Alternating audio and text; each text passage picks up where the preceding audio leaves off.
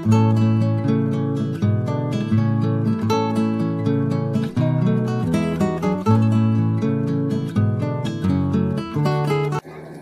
हम लोग साधना से सत्य तक ही कार्यक्रम को संपादित कर पाए थे। शून्य में शयन सत्कर्मी का पहचान हम शुरू नहीं कर पाए थे। हम वहीं से शुरू करेंगे।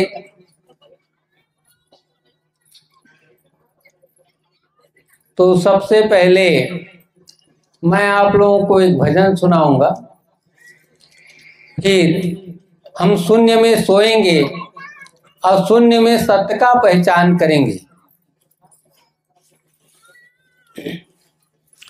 एक पैया गुरु के दरबार, एक पैया गुरु के दरबार, सुरती लेके चलो। हमारे पास श्वास चल रहा है और श्वास जो है जिस किसी भी वस्तु पदार्थ पर पड़ता है उस जगह हमारा सुरती चला जाता है, और जहां सुरती जाता है वहीं हम खींचे चले जाते हैं। हमारा शरीर एक साधन है, हमारा शरीर एक साधन है, और जो सुरती है वो हमको ले करके जाता है। हमारा शरीर नहीं जाता, हमारा सुरती जाता है। तो जहां सुरती जाता है वहां हमारा शरीर भी चला जाता है। इतना जानो। इसीलिए मैं इस भजन को कहा कि एक पैया गुरु के दरबार, सुरती लेके चलो।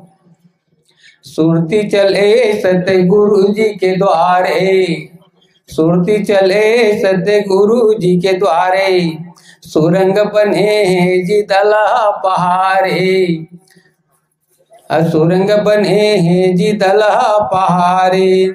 जहाँ जगमग ज्योति जले, जहाँ जगमग ज्योति जले, सुरती लेके चलो, सुरती लेके चलो। एक पैया गुरु के दरबार, एक पैया बाबा के दरबार, सुरती लेके चलो। पूरब दिशा सतगुरु जी हर बैठे, पूरब दिशा सतगुरु जी हर बैठे, उदय अस्त जैसे रूप दिखे, अरे उदय अस्त जैसे रूप दिखे। सतगुरु जी के प्यार भरे, सतगुरु जी के प्यार भरे, सुरती लेके चलो, सुरती लेके चलो। एक पैया गुरु के दरबार, एक पैया बाबा के दरबार, सुरती लेके चलो। प्रथम दर्शन कर ले तोरे माता, प्रथम दर्शन कर ले तोरी माता, अरे झाड़ झड़ो कर से मर से नाता, झाड़ झड़ो कर से मर से नाता। जहाँ बैठे सागर गिरे, गुरु बैठे सागर गिरे, सुरती लेके चलो। एक पैया गुरु के दरबार, एक पैया बाबा के दरबार, सुरती लेके चलो। तो प्रथम दर्शन कर ले तोरे माता, अर्थात कुंड का। हम जब जाते हैं तो प्रथम दर्शन कुंड का करते हैं, जिसको हम रोहित कुंड के नाम से जानते हैं। आज उस कुंड का नाम सूर्य कुंड हो गया है, वो रोहित कुंड है। तो रोहित कुंड का दर्शन करते हैं, जहां गंगा माँ का दर्शन होता है, जो सबका जीवन है, जल ही जीवन है। इसीलिए उसको मैं माँ का रूप दिया। इसीलिए कहा पूरब दर्शन कर ले तोर माता, झाड़ झड़ोकर सेमहर से नाता। आगे झाड़ी झरोखर है, पहाड़ जब चढ़ोगे दलहा में तो एक रास्ता है, एक पहिया रास्ता, उस रास्ता में जब चलोगे तो बहुत झाड़ झरोखर है, और वहां चढ़ने पर एक और चीज मिलता है जिसको मैं सेमहर कह रहा हूं। चढ़ने वाले में सेमहर मिलता है। तो सेमहर का मतलब है एक ऐसा वृक्ष जो कांटों का है, कांटा ही कांटा है। उस कांटा से हम गले नहीं मिल सकते, उस पेड़ पर हम चढ़ नहीं सकते। कैसे? कांटा है। तो आज समाज कांटा की तरह हो गया है। आज समाज कांटा की तरह हो गया है। जिससे मिलना चाहोगे उससे तुम नहीं मिल पाओगे। केवल हम बाहर से ही प्रेम कर सकते हैं। जाति है, धर्म है, संप्रदाय है, और अपने में भी भेद भाव है। पूरा कांटा ही कांटा है। सेमहर मतलब एक समान मानव में विचार अलग अलग है, सोच अलग अलग है, खान पान अलग अलग है, चाल चलन अलग अलग है, देखना सुनना बोलना सब अलग अलग है। इसीलिए मैंने उसको सेमहर कहा। जहां बैठे सागर घिरे, ऐसा है कि वहां पर आप जाओगे वो तो सेमहर से घिरा हुआ है, लेकिन सागर से भी घिरा हुआ है। उसके लिए तुमको नाव की जरूरत है। सागर को पार करने के लिए नाव की जरूरत है। और नाव क्या है? उसका नाम।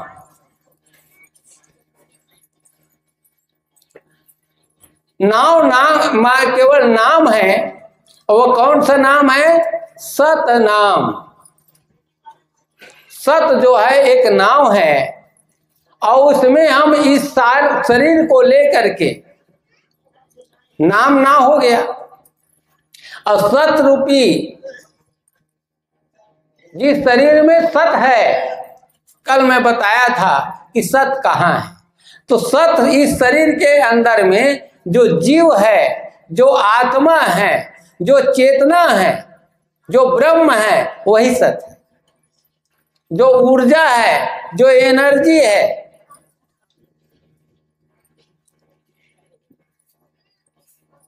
वो सत है।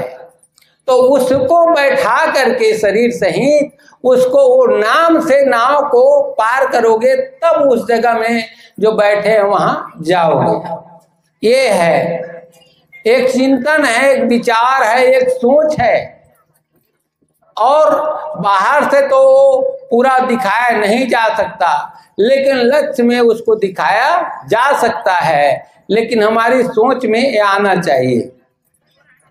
रोम रोम सत ज्योति जलत है। तो वहां जो बैठा है गुरु, तो वो क्या है? उसके रोम रोम में ज्योति जल रहा है, मतलब प्रकाश निकल रहा है। रोम रोम सत ज्योति जलत है, दर्शन पाके पुनि राम कहत है। और दर्शन पाके पुनि राम कहत है। सतपुरुष महिमा परे, सतपुरुष महिमा परे, सुरती लेके चलो। एक पैया गुरु के दरबार, एक पैया गुरु के दरबार, सुरती लेके चलो। बोल सतगुरु सतनाम की, बोल गुरु घासीदास बाबा की, बोल सतगुरु संत रविदास की। आज संत गुरु रविदास का भी जन्मदिन है, तो हम उस विश्व गुरु को नहीं भूल सकते। जितना हमारा संत गुरु गुरु घासीदास है, वैसे संत गुरु रविदास है, संत गुरु कबीरदास है, संत गुरु गुरु नानक देव हैं, डॉक्टर भीमराव अंबेडकर है, ज्योतिबा फूले हैं। इस तरह से बहुत जो समाज को जोड़ने का काम किए, समाज के दुख और पीड़ा को समझने का काम किए, और जिन लोगों ने समाज को एक नई दिशा देने का काम किए, समाज में फैली बुराई को, विकारों को, अंधविश्वास परंपरा को और आडंबर और पाखंड को लोगों के सामने लाया और उसको हटाने का, उसको झाड़ू से बहारने का, कचरे को जलाने का, पानी से धोने का जिन लोगों ने काम किया वो अमर पुरुष हैं। उनको हम अलग अपने अंदर से नहीं कर सकते, और वो समाज में स्वयं स्थापित हैं, उसको स्थापित करने की जरूरत नहीं है। अरे भारत के संविधान को थोड़ी निकाल दोगे, भारत के संविधान तो हर आदमी से जुड़ा हुआ है, हर कर्म से, हर विचार से, हमारे जीवन के हर पहलू से जुड़ा हुआ है। सत्य तो हमारे रोम रोम से जुड़ा हुआ है, हर खान पान, चाल चलन, देखना, सुनना, बोलना, रहना सब से जुड़ा हुआ है। शिक्षा तो हमारे शरीर के संपूर्ण वृत्तियों का, व्यवहारों का, आचरणों का, सीढ़ी का अंग है, उसको आप कैसे अलग कर सकते हो? तो जिन्होंने प्रथम सोच किया, जैसे माता सावित्रीबाई फुले ने किया, आज इतनी यहाँ पर हम देख रहे हैं कि पुरुष से ज्यादा महिलाएं बैठी हुई हैं। इनके लिए शिक्षा का द्वार जिसने खोला, तो उसको हम कैसे बोल सकते हैं? इस तरह से जो समाज में स्वयं अपने कर्म के द्वारा स्थापित हैं, उनको हम अपने से अलग नहीं कर सकते।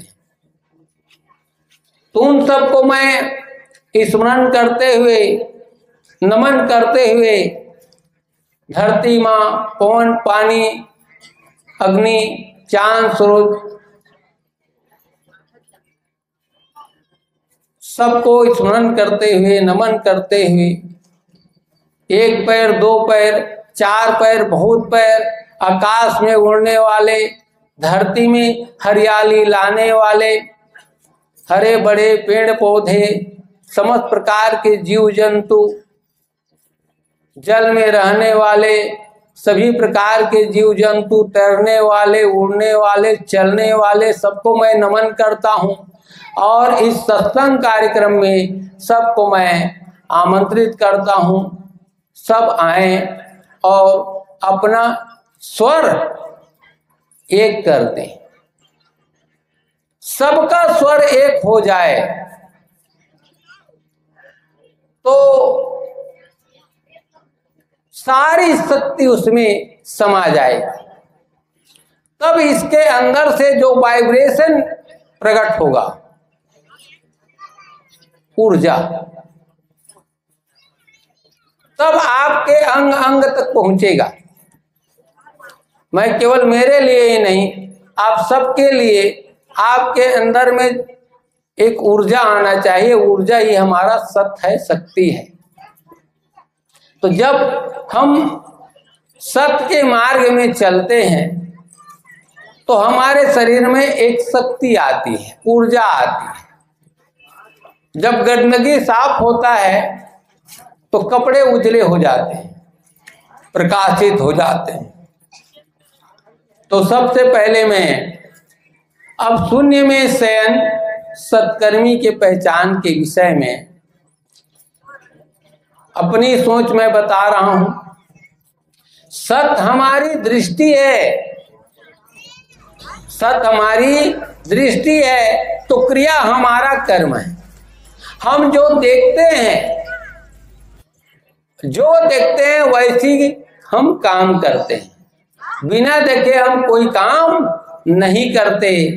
तो सत हमारी दृष्टि है और क्रिया हमारा कर्म है। देख करके हमने जो काम किया वो हमारा कर्म है।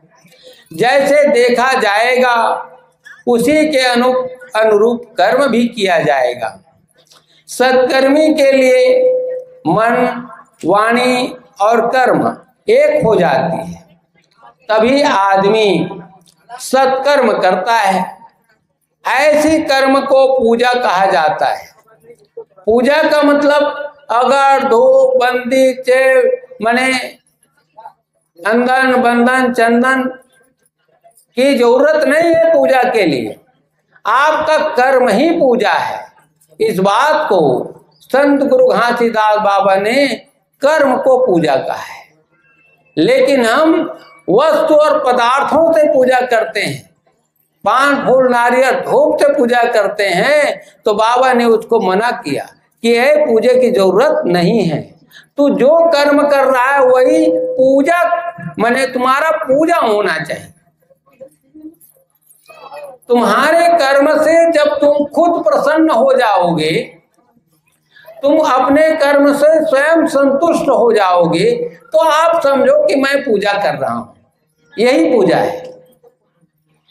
और हम अगर धूप चंदन लगा करके हम पूजा करते हैं और खुद संतुष्ट नहीं होते, हमेशा मन उदास रहता है, निराश रहता है।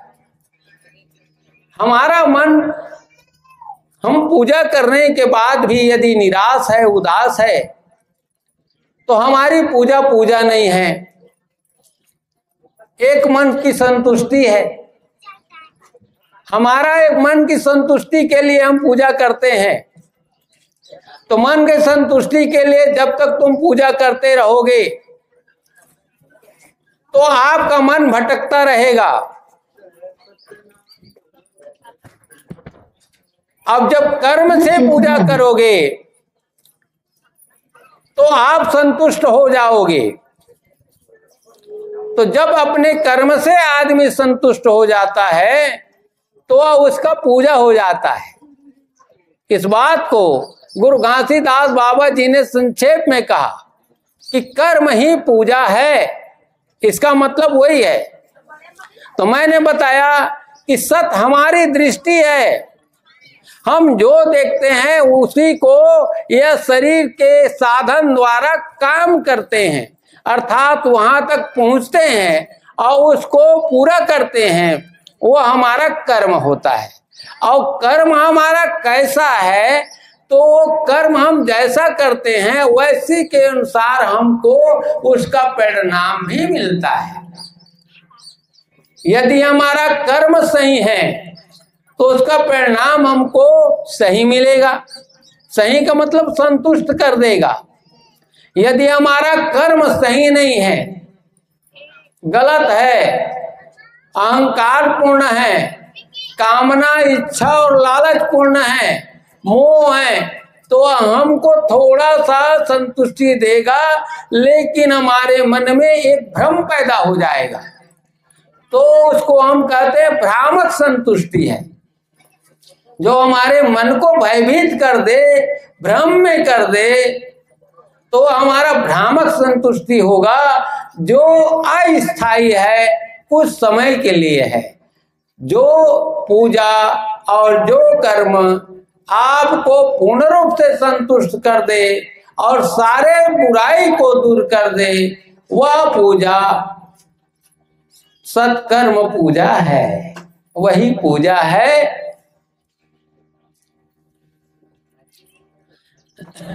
मैं कहा कि पूजा का अर्थात नारियल धूप से नहीं बल्कि पवित्र विचार से होता है। मन निर्मल होनी चाहिए। हमारा कर्म सच्चा हो तो उसमें जो शेष रह जाता है अर्थात खाली स्थान रह जाता है, वही शून्य में शयन है। वही क्या है? शून्य में शयन है। माने आपके अंदर में एक भी विकार नहीं रहना चाहिए। आप खाली हो जाइए। जिस काम को आप करते हो ना, तो उसमें कोई भी अवशेष नहीं बचना चाहिए, शेष नहीं बचना चाहिए। और जब शेष नहीं बचा तो आप समझ जाओ कि आप शून्य में पहुंच गए हो। और जब तक आप शून्य में नहीं पहुंचे हो तब तक आप शून्य में शयन नहीं कर सकते। शून्य में पहुंच करके हम सोए या बैठे, वहां तो शून्य में पहुंचने वाला सोता ही नहीं है, उसका सोना ही बंद हो जाता है, वो तो जगेगा। जो प्रकाश में पहुंच जाता है उसके सामने से सारे अंधेरे हट जाते हैं, दूर हो जाते हैं। तो हमारा कर्म, हमारे मन की पवित्रता, हमारी सच्चाई से किया गया कर्म में कोई अवशेष नहीं बचता। हम पूर्ण रूप से संतुष्ट हो जाते हैं, निर्मल हो जाते हैं, पवित्र हो जाते हैं, तो हम शून्य के स्थान में पहुंच जाते हैं। उसी को मैंने कहा शून्य में शयन है। और शून्य में जो पहुंचा वही सत्कर्मी का पहचान है। यही मैं विषय इस बार रखा था कि शून्य में शयन और सत्कर्मी का पहचान। इसको समझाने के लिए मुझको ज्यादा टाइम जरूर लग रहा है, क्योंकि विषय क्लिष्ट है, समझ का है, विवेक का है, बुद्धि का है। भगवान बुद्ध को बुद्धत्व प्राप्त करने के लिए अपना घर द्वार छोड़ना पड़ा, राजपाट छोड़ना पड़ा, अपने पति और बच्चे छोड़ने पड़े। गुरु घासीदास को जंगल में तपस्या करना पड़ा, तब कहीं उसको बुद्धत्व की प्राप्ति हुई। बुद्धत्व की प्राप्ति का मतलब बुद्धि आ जाना, बुद्धि के साथ में विवेक जग जाना, यही बुद्धत्व है। तब उसको, उसका नाम बुद्ध हो जाता है। तो आपको बुद्धत्व प्राप्त करने के लिए, बुद्धि आ जाने के लिए, आप जो कर्म कर रहे हो तो आपके कर्म में किसी भी प्रकार का कोई विकार नहीं रहना चाहिए।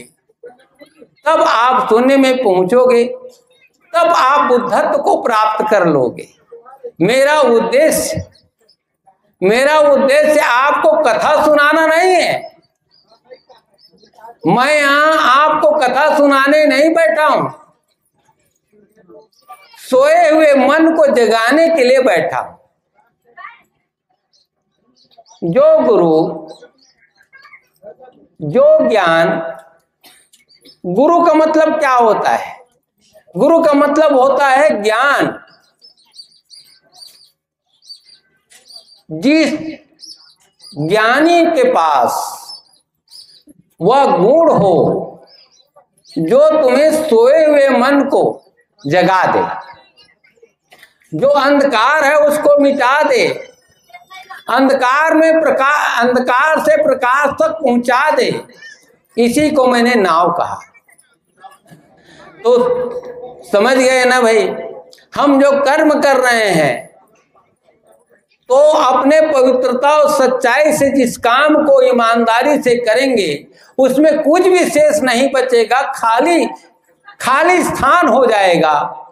अर्थात अब और कोई शेष नहीं है मेरा कर्म में, मेरी पूजा में। मेरी आवश्यकता पूर्ण हो गई। आप पूर्णता की ओर पहुंच गए तो समझ गए आप शून्य के स्थान पर पहुंच गए। उसी को मैं शून्य कहा। और वहां पर जब वहां से आप बोलोगे